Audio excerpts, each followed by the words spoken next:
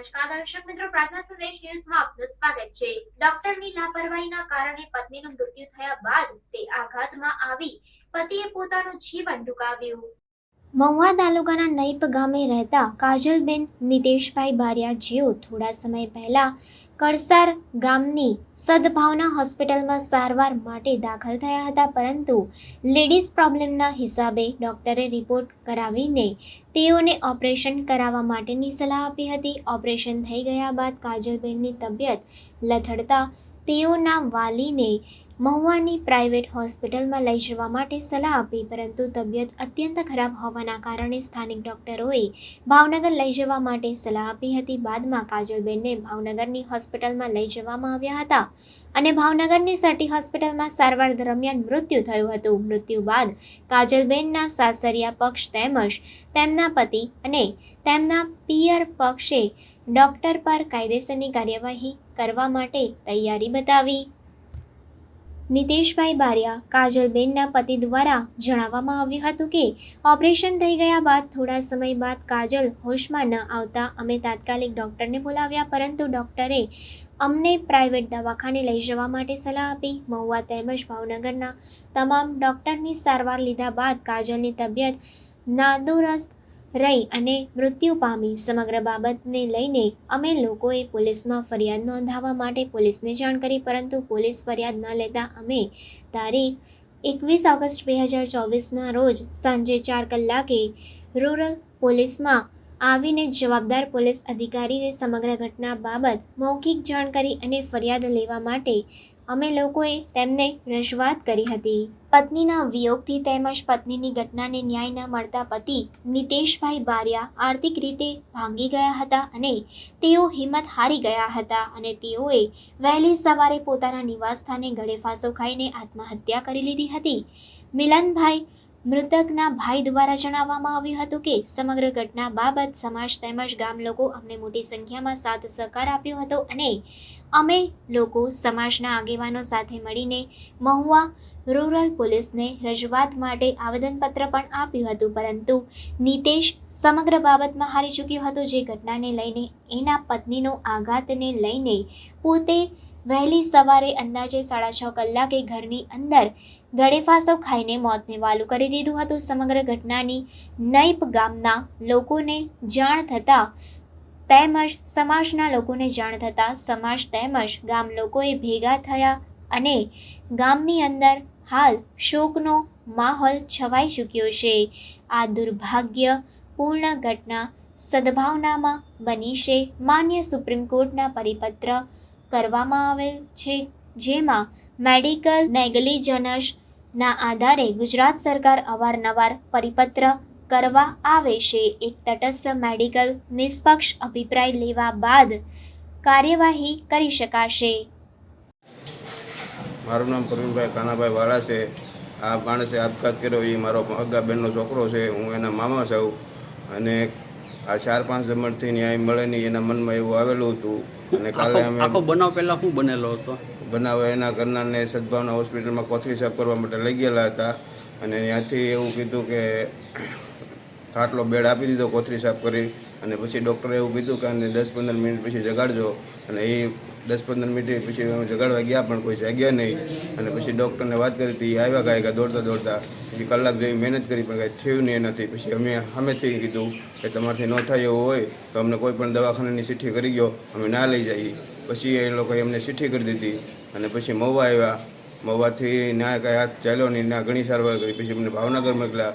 ભાવનગર ગયા, ના પણ કહેવામાં એવું આવ્યું કે આમાં કાંઈ છે નહીં, કાંઈ થાય નહીં કાર્યવાહી અને તમે લાલ દવાખાનામાં વ્યા જાઓ કે આમાં કાંઈ છે જ નહીં કે પછી અમે લાલ દવાખાને ગયા।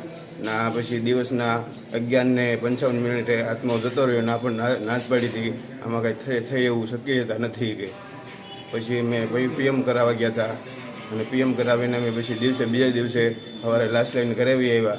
પછી 4-5 જમણ થઈ ગયા છતાં આની કાંઈ કોઈ કાર્યવાહી આગળ ચાલતી નહોતી।